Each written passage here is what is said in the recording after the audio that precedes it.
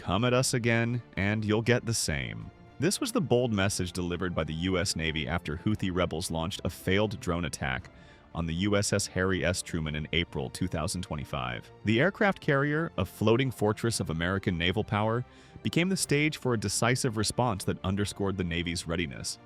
This incident tested a cutting-edge defensive system designed to counter asymmetric threats, offering a glimpse into the evolving strategies for protecting naval assets in contested waters. It marked a pivotal moment, highlighting the stakes of modern maritime security in the Red Sea. The Houthi drone threat. The Houthis have weaponized low-cost drones, turning them into a strategic threat against naval forces. Iranian-supplied systems like the Samad-3 and Qasr-1 highlight a shift in asymmetric warfare, where inexpensive technology challenges billion-dollar defense systems. On April 1, 2025, radar operators aboard the USS Harry S. Truman detected multiple inbound drones while the carrier operated in contested Red Sea waters. This marked the beginning of a two-day engagement that tested the limits of both offensive drone capabilities and defensive countermeasures. The Samad-3, an Iranian-designed loitering munition, can fly over 1,000 miles with a small warhead guided by GPS. Its range and guidance make it particularly dangerous against slow-moving or stationary naval targets. Meanwhile, the CASF-1, a crude flying grenade, is designed for impact rather than precision. Its low cost and disposable nature allow the Houthis to launch these drones in swarms, overwhelming defensive systems through sheer numbers. Together, these drones function like cheap bullets fired at a heavily fortified target, individually insignificant, but collectively capable of breaching even the most advanced defenses. Since late 2023, Houthi forces have conducted over 40 confirmed attacks against Red Sea shipping, targeting commercial tankers, cargo vessels, and military ships. One notable incident occurred in December 2024 when a swarm of drones disabled a Liberian-flagged tanker, causing an oil spill that disrupted shipping lanes for weeks. This pattern of escalating aggression culminated in the April attack on the Truman, the first direct attempt to strike a U.S. aircraft carrier. This bold move signaled the Houthis' willingness to challenge American naval power directly, rather than merely harassing commercial shipping. The economic imbalance in these engagements creates a strategic dilemma. A single Samad-3 drone costs approximately $20,000 to produce, while the SM-2 missiles used to intercept them cost over $2 million each. The CASF-1, with an even lower production cost of just a few $1,000s, exacerbates this disparity. This forces naval commanders to make difficult decisions about resource allocation, as defending against these drones becomes increasingly unsustainable over time. During the April 1st attack, the Truman's defensive systems faced multiple inbound threats simultaneously. The Samad-3's GPS guidance allowed it to maintain course toward the carrier, while the Qasr-1's simpler design made it harder to detect and track. This combination forced the strike group to employ multiple defensive layers: long-range missiles for the Samad-3, closer-in systems for the Qasr-1. Electronic warfare also played a critical role as the Truman's escort ships and airborne EW assets worked to disrupt the drone's guidance systems. Some drones veered off course when their GPS signals were jammed, while others continued toward their targets, demonstrating the evolving sophistication of these threats. The Houthis' drone capabilities have advanced significantly since their early, unreliable models. With improved guidance, payload capacity, and range, these drones reflect clear Iranian technical assistance. This progression suggests future iterations may incorporate even more advanced features, further complicating defensive strategies. The carrier's vulnerabilities. The USS Harry S. Truman exemplifies U.S. naval power while also highlighting critical vulnerabilities. As a Nimitz-class nuclear-powered aircraft carrier, it carries over 5,000 crew members and 90 aircraft, concentrating immense combat power on a single platform. However, this concentration also makes it a high-value target, with significant strategic consequences if attacked. Modern carriers face increasingly complex threats. The April 2025 engagement underscored this, as drone swarms approached from multiple vectors, testing defensive systems to their limits. Houthi forces launched drones from varying altitudes and directions, some skimming wavetops, others at medium altitude, forcing the Truman's defenses to respond across a wide spectrum. This multi-axis attack profile stretched detection and interception capabilities, revealing the challenges of countering such tactics. During the April 1st attack, 2 drones breached the outer defensive perimeter. One Samad-3 drone was successfully jammed by electronic warfare systems, veering off course. The second drone advanced until the Close-In Weapon System, CIWS, intercepted it with 20mm cannon fire at 1,500 meters, just 800 meters from the carrier. This near miss demonstrated how threats could penetrate even the innermost defensive layers, despite the presence of Aegis-equipped escort ships and long-range missiles. Carrier groups must defend against a range of threats, from slow-moving drones to supersonic anti-ship missiles traveling at Mach 3 or faster. Cyber attacks add another layer of complexity, targeting combat systems, navigation, or communications. Maintaining readiness against these simultaneous threats requires constant coordination across the strike group. The psychological impact of a successful strike could outweigh physical damage. Even a minor hit on the flight deck or superstructure would generate global media coverage, potentially undermining perceptions of U.S. naval dominance. In regions where carrier presence is central to deterrence, any demonstrated vulnerability could embolden adversaries and unsettle allies. Aircraft carriers, as symbols of American power, are particularly sensitive to even limited attacks. The Truman's layered defense system is designed to counter these threats. Aegis-equipped destroyers like the USS Gravely and USS Mason form the outer ring, armed with SM-2 and ESSM missiles, capable of engaging targets over 100 nautical miles away. Middle-layer defenses include rolling airframe missiles and electronic warfare systems, while CIWS mounts and decoy systems form the final layer. This architecture aims to neutralize threats at progressively closer ranges.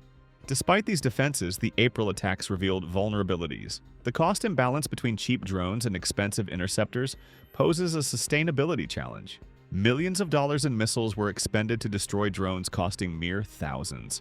This economic disparity pressures naval planners to develop more cost-effective countermeasures while maintaining effectiveness. The Truman's size further complicates defense. Its massive radar signature makes detection easier, even for adversaries with basic surveillance systems. While its nuclear propulsion provides unlimited range, it also introduces potential vulnerabilities in reactor safety and shielding that adversaries could exploit. The first wave, April 1st engagement. At 14:37 local time on April 1st, 2025, the Aegis radar system aboard the USS Gravely detected 2 inbound Samad-3 drones approaching from the Yemeni coastline. Flying low at just 50 meters above sea level, the drones attempted to blend with commercial air traffic patterns, aiming to exploit radar clutter. Despite this, the Aegis system's advanced algorithms identified the threats within seconds, triggering an immediate response. The system classified the drones as hostile based on their flight path and origin. Within moments, the USS Gravely locked onto both targets with its SPY-1D radar and prepared SM-2 missiles for launch. The drones, traveling at 400 knots, closed the distance rapidly, now just 40 nautical miles from the USS Harry S. Truman. The tension on the bridge was palpable as crew members monitored the tactical display, knowing every second counted. Suddenly, one drone veered sharply off course. Electronic warfare officers confirmed this was due to jamming by an EA-18G Growler operating nearby. Its ALQ-99 jamming pod disrupted the drone's GPS guidance, sending it harmlessly into open water. The second drone, however, continued its approach, now identified as the primary threat. At 14:41, the USS Mason launched an SM-2 missile. The missile streaked toward the target at Mach 3.5, but the drone's erratic maneuvers, climbing and diving unpredictably, caused the missile to miss by a narrow margin. The crew's frustration was evident as the drone pressed closer, now within 5 nautical miles of the Truman. The carrier's defensive systems activated automatically. The SPY-1B radar handed off tracking to the CIWS fire control system. At just 1,500 meters, the phalanx CIWS locked on and unleashed a 3-second burst of 20mm rounds. The drone disintegrated under the hail of tungsten projectiles at 800 meters, scattering debris across the ocean. Relief swept through the crew as the immediate threat was neutralized. The engagement, lasting under 6 minutes, highlighted both the strengths and vulnerabilities of the carrier's defenses. The Aegis radar excelled in early detection, but the SM-2's miss underscored the difficulty of targeting small, agile drones. The CIWS proved its worth as a last line of defense, though the close range of interception raised concerns about system margins. Electronic warfare showed promise, but not all threats could be neutralized this way. The incident emphasized the importance of seamless coordination between defensive systems. From long-range missiles to close-in weapons, every layer of defense had to work in perfect harmony. Any delay in this chain could have allowed the drone to reach its target, a sobering reminder of the stakes in modern naval warfare. The second wave. April 2nd attack. At dawn on April 2, 2025, the Houthis launched a second wave of attacks against the USS Harry S. Truman, showcasing a marked tactical evolution from the previous day's engagement. This time, 4 drones approached the carrier strike group simultaneously from multiple directions, using varied altitudes and unpredictable flight paths to complicate interception. 2 drones flew low at sea-skimming altitude, while another maintained a medium altitude of 1,500 meters. The 4th drone executed erratic course changes, weaving unpredictably to evade defensive systems. The USS gravely detected the incoming swarm at 0542 local time using its SPY-1D radar, identifying the threats as a mix of Samad-3 and CASF-1 drones.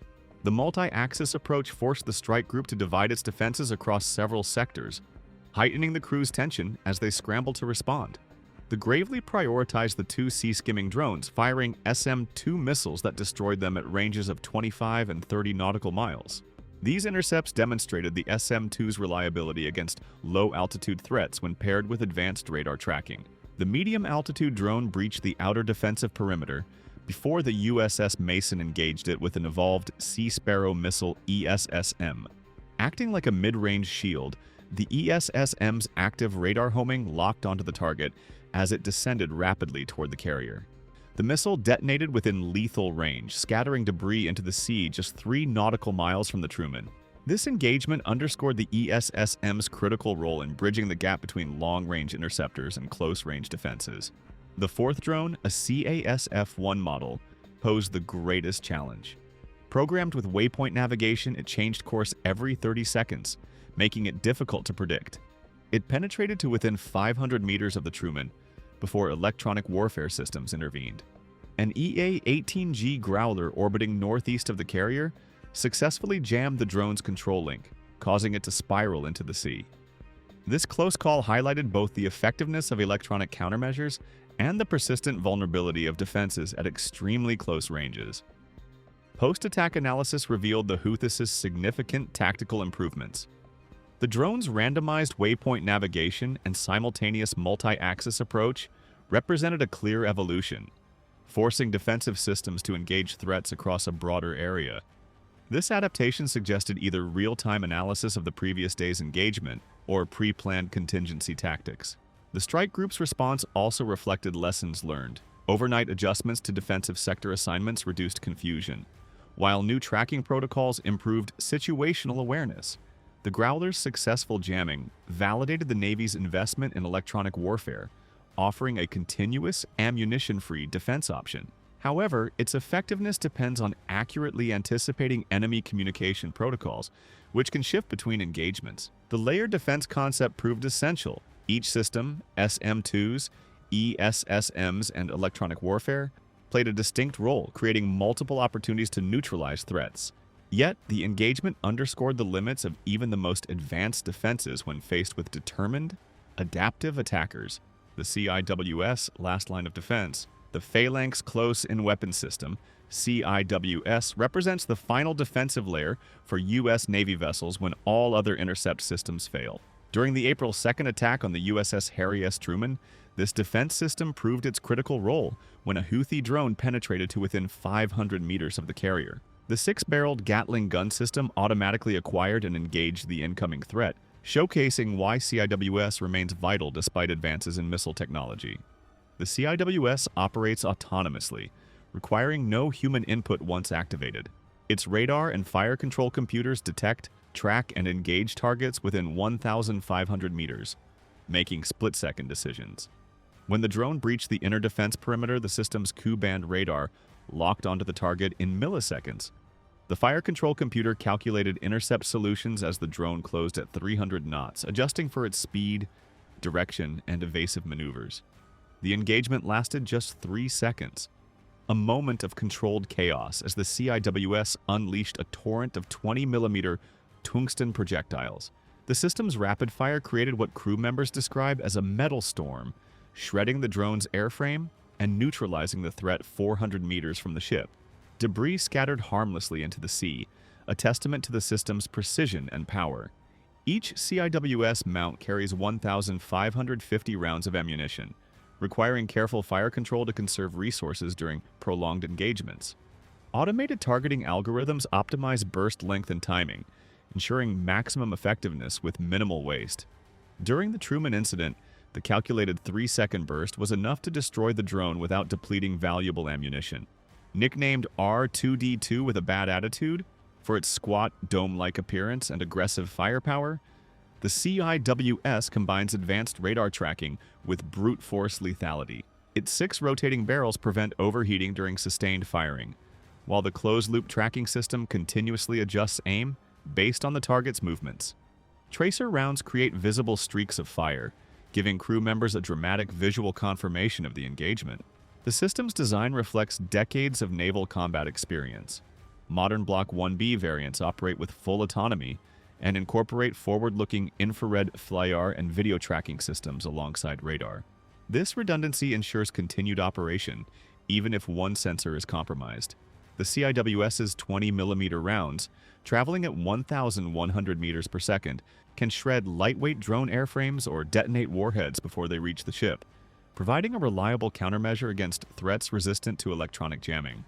The April 2nd engagement highlighted the CIWS's ability to handle complex scenarios. The incoming drone executed erratic maneuvers, but the system's tracking algorithms predicted its flight path, ensuring a successful intercept. However, the system's limited range and vulnerability to saturation attacks remain challenges, underscoring the importance of layered defenses. Electronic warfare, the invisible shield. The EA-18G Growler aircraft provided the USS Harry S. Truman Strike Group with an invisible electronic shield during the April 2025 drone attacks, silently safeguarding the carrier group from unseen threats. Operating from the carrier's deck, these specialized electronic warfare platforms conducted continuous surveillance and jamming operations, forming a critical layer of defense that worked in tandem with visible missile and gun systems. The Growler's ALQ-99 tactical jamming pods and other advanced systems detected, analyzed, and countered incoming threats before they reached weapons engagement range.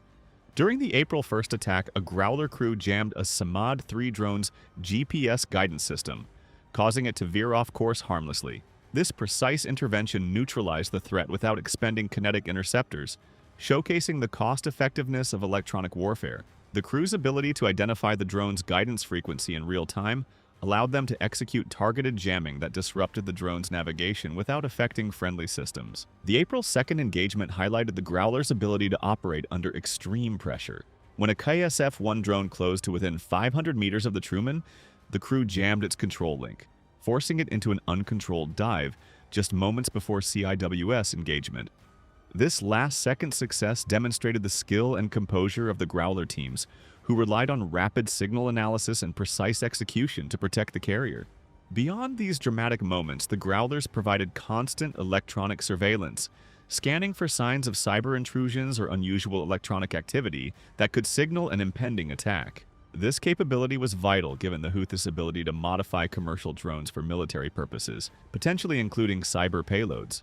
By monitoring the electromagnetic spectrum, the Growlers offered early warnings, giving the strike group time to prepare for threats before they materialized. The Growlers' electronic warfare systems also created dilemmas for adversaries. Hardening drones against jamming often requires trade-offs, such as reduced range or payload capacity. The Iranian-supplied drones used by the Houthis already operated near their technical limits, leaving little room for such adaptations. This imbalance underscored the effectiveness of the Growler's systems in exploiting vulnerabilities. The Growler crew's success relied on extensive pre-mission intelligence and their ability to adapt to evolving threats. Their systems fused data from ALQ-99 jamming pods, ALQ-218 receivers, and ANAPG-79 radar to build a comprehensive picture of the battle space. This fusion allowed them to prioritize threats and allocate resources effectively, even during the high-pressure multi-drone engagement on April 2nd. While kinetic defenses provide the visible punch, the Growler's invisible shield worked tirelessly to degrade enemy capabilities. Their performance during the Truman engagements demonstrated how electronic warfare has become an indispensable force multiplier, ensuring the carrier group's survival in an increasingly complex threat environment. The retaliation April 3rd strikes. Precisely 24 hours after the final Houthi drone was intercepted on April 2nd, U.S. forces launched a carefully coordinated retaliatory operation across Yemen. The mission unfolded in 3 distinct phases, each building on the success of the previous to ensure maximum impact with minimal collateral damage. First, EA-18G Growlers from the USS Harry S. Truman suppressed Houthi air defenses and communications, jamming radar systems and disrupting command networks. This electronic warfare created critical openings for the next phase. Phase 2 neutralized remaining air defense threats, clearing the way for the main strike package. Finally, FA-18 Super Hornets armed with Joint Direct Attack Munitions, JDAMMS, targeted drone storage facilities near Hodeidah. The 500-pound GPS-guided bombs penetrated reinforced structures, destroying assembled drones and volatile stockpiles of fuel and munitions. Secondary explosions confirmed the effectiveness of these strikes. Simultaneously, Tomahawk cruise missiles launched from U.S. destroyers struck hardened command bunkers in remote mountain locations, crippling the Houthi leadership's ability to coordinate future attacks. As one military analyst put it, this operation was a textbook example of precision and timing, designed to dismantle the enemy's capabilities without unnecessary escalation.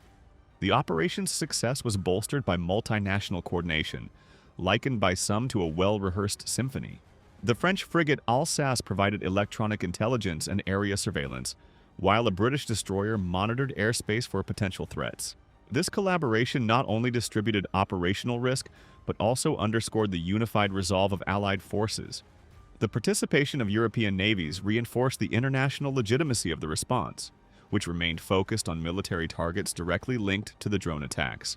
One of the most strategically significant strikes destroyed a radar installation near Mocha, a site previously used to coordinate Houthi missile launches against commercial shipping.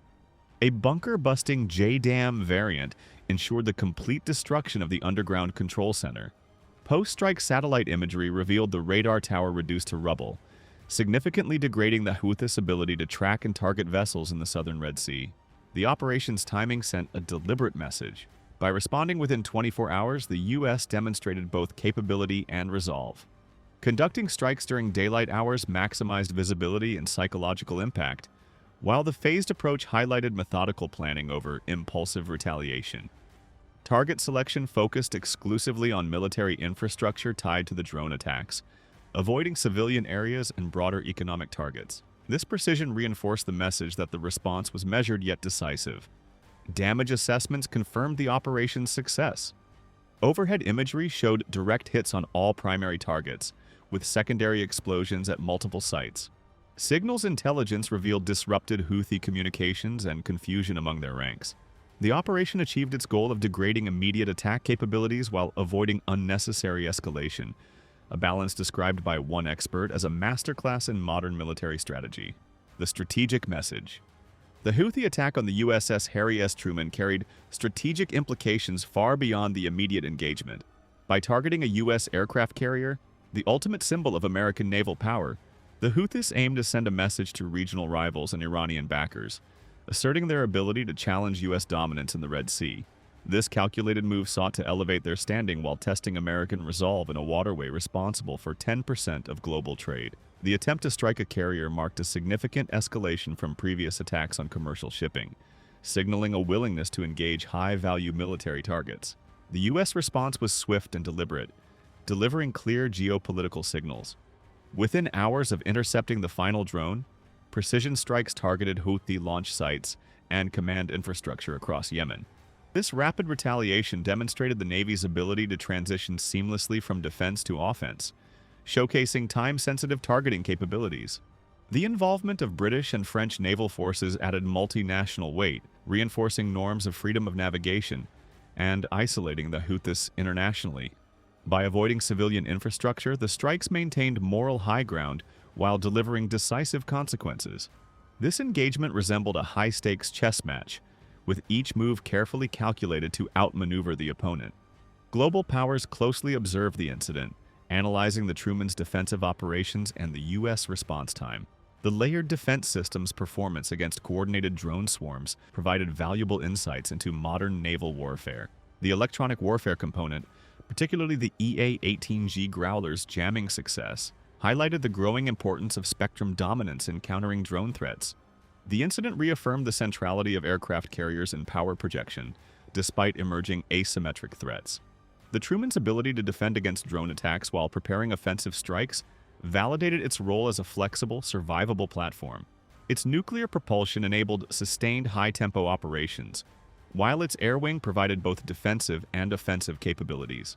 This engagement underscored that carriers remain indispensable assets, capable of dominating maritime environments through combined kinetic and non-kinetic effects. The Red Sea has become a proving ground for 21st-century naval combat concepts.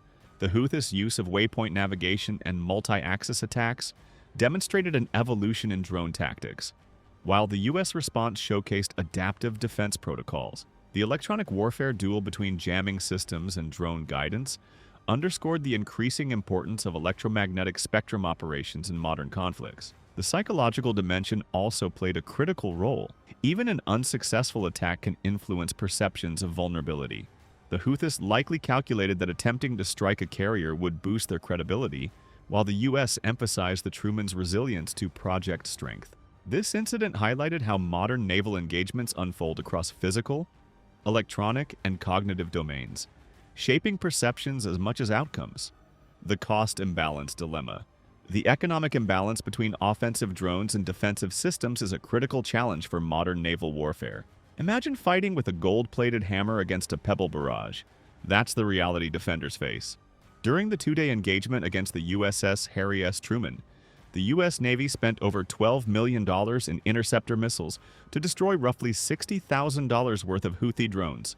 This staggering 200-to-1 cost ratio highlights the unsustainable pressure on defensive operations, where attackers can deploy cheap drones en masse to exhaust expensive munitions. For example, Iranian-supplied Samad-3 drones cost around $20,000 each, while the SM-2 missiles used to intercept them are priced at $2 million per round. Even the more economical evolved Sea Sparrow missiles, ESSMs, cost $1 million apiece. This asymmetric cost structure, bolstered by Iranian support and local production, allows the Houthis to execute saturation attacks designed to overwhelm defenses. A single $10,000 CASF-1 drone forced the use of a $1 million ESSM, creating a 100-to-1 disadvantage. Such economic realities compel commanders to make tough decisions about resource allocation, balancing interception certainty against finite missile inventories. The Truman incident demonstrated that even successful defenses can feel like Pyrrhic victories when considering the long-term sustainability of these exchanges. Current defensive systems struggle to address this imbalance. The Aegis Combat System's SM-2 missiles are reliable but prohibitively expensive for low-value targets. CIWS systems offer cheaper terminal defense but are limited in range and vulnerable to being overwhelmed. Electronic warfare, while promising, depends on drone design and countermeasures, making its effectiveness inconsistent. The April engagements showed that while layered defenses can work tactically, they remain economically unfavorable against determined drone swarms. Emerging technologies like directed energy weapons offer hope for reversing this cost equation. Laser systems, such as the U.S. Navy's Optical Dazzling Interdictor, Navy, ODIN, and Helios, could reduce engagement costs to mere dollars per shot. A 60-kilowatt laser, for instance, could neutralize dozens of drones for the price of a single SM-2 missile. However, these systems face technical hurdles, including limited power to disable larger drones instantly, sensitivity to atmospheric conditions, and deployment constraints tied to power generation and thermal management. The Truman Strike Group lacked operational laser defenses during the April engagement, relying instead on traditional interceptors. Other emerging solutions, like microwave-based systems and autonomous interceptors, remain in development. Meanwhile, the Navy's fiscal year 2025 budget reflects a strategic pivot, with increased funding for directed energy and electronic warfare programs. These investments signal a growing recognition of the need for cost-effective defenses, though operational deployment will take time. The Truman incident underscores the urgency of these advancements, offering valuable lessons for navies worldwide. The future of carrier defense. The USS Harry S. Truman incident provides critical insights into defending aircraft carriers against evolving asymmetric threats. Analysis of the two-day engagement has already influenced the Navy's next-generation defense planning, with immediate changes to drone countermeasure protocols and long-term impacts on future ship design. The successful interception of all incoming drones validated current layered defense concepts while exposing areas requiring improvement. Naval warfare specialists are incorporating lessons learned into the development of new systems and tactics for carrier strike groups operating in contested environments. Emerging threats like hypersonic missiles and AI-coordinated drone swarms push current defensive systems beyond their limits. Hypersonic missiles traveling at Mach 5 or faster compress engagement timelines to near-impossible reaction speeds for human operators. Similarly, drone swarms using adaptive attack patterns can overwhelm traditional algorithms. The Houthi attacks demonstrated early versions of these threats, with drones employing waypoint navigation and multi-axis approaches. Future adversaries will likely deploy more advanced versions, integrating machine learning and networked coordination. These challenges demand corresponding advances in defensive technologies.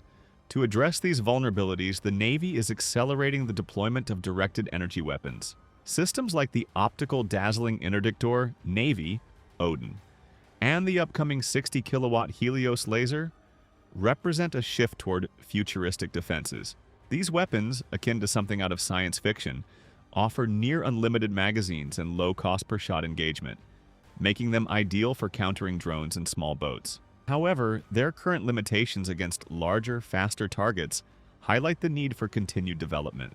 High-power microwave systems are also being explored to disrupt electronic systems, providing complementary capabilities.